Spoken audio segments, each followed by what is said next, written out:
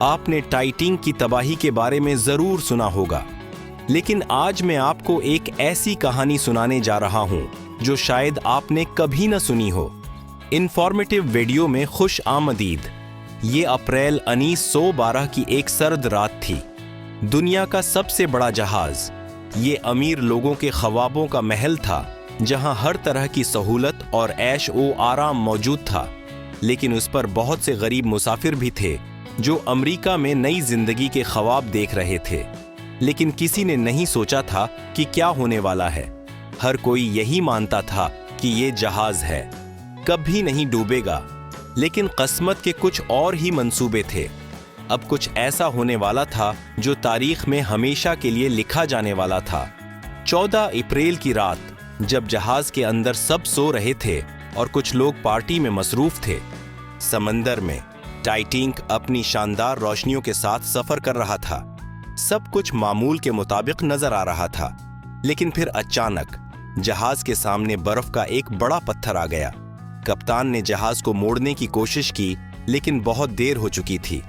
برف کے پتھر نے جہاز کے نچلے حصے کو شدید نقصان پہنچایا، اور یہ وہ لمحہ تھا جب سب کچھ بدلنے والا تھا۔ جہاز کے اندر پانی بھرنا شروع ہو گیا۔ لوگ خوفزدہ تھے، ہر طرف چیخوں کی آوازیں پھیل گئیں۔ موت اندھیرے اور ہمیشہ کے لیے ہم سردی کے ساتھ قریب آ رہی تھی۔ یہ واقعہ آنے والے چند گھنٹوں میں دنیا کا سب سے بڑا سمندری حادثہ بننے والا تھا، لیکن ایسے وقت میں بھی کچھ لوگ اپنی ذمہ داریوں سے چمٹے ہوئے تھے۔ انجن روم کے کارکنوں نے جہاز کو زیادہ سے زیادہ دیر تک چلانے کی کوشش کی تاکہ مسافر لائف بوٹس پر سوار ہو سکیں، اور حیرت کی بات یہ تھی کہ وہ ہمیشہ کے لیے ہو گیا تھا۔ موسیقار تھے جو آخری لمحے تک اپنے ساز بجاتے رہے تاکہ لوگوں کے دل میں موت کا خوف کم ہو۔ تصور کریں جب موت آپ کے سر پر ہو اور کوئی اپنے کام میں مصروف ہو۔ یہ بہادری کی انتہا تھی، اور کپتان ایڈورڈ اسمتھ، جنہوں نے جہاز کے ڈوبنے کو اپنی تقدیر بنا لیا۔ یہ وہ لمحات تھے جب انسانیت کی آزمائش ہو رہی تھی۔ وائلٹ جوزف، ایک بہادر نرس جو نہ صرف ٹائٹینک میں زندہ بچی بلکہ 2 اور جہاز کے حادثات میں بھی۔ اور اب جو میں آپ کو بتانے جا رہا ہوں وہ آپ کو حیران کر دے گا۔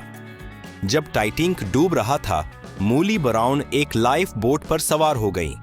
یہ لائف بوٹ بچاؤ کے لیے پانی میں جانے کے لیے تیار تھی۔ مولی براؤن اس وقت اس لائف بوٹ پر سوار ہوئے اور صرف خواتین اور بچوں کو بچایا جا رہا تھا، لیکن پھر جو ہوا وہ حیران کن تھا۔ جس لائف بوٹ میں مولی براؤن سوار ہوئیں وہ نمبر 6 تھی۔ اس لائف بوٹ پر صرف چند لوگ سوار ہوئے، حالانکہ اس میں اس سے زیادہ لوگوں کی گنجائش تھی۔ انہوں نے اصرار کیا کہ جہاز کو واپس جانا چاہیے تاکہ زیادہ لوگوں کو بچایا جا سکے، اور ان کی کوششوں کی وجہ سے ان کے حوصلے اور بہادری کی بہت تعریف کی گئی، اور اسی وجہ سے انہیں نہ ڈوبنے والی مولی براؤن کہا جاتا ہے۔ اور اس طرح ایک ایسا واقعہ پیش آیا جسے دنیا کبھی نہیں بھولے گی۔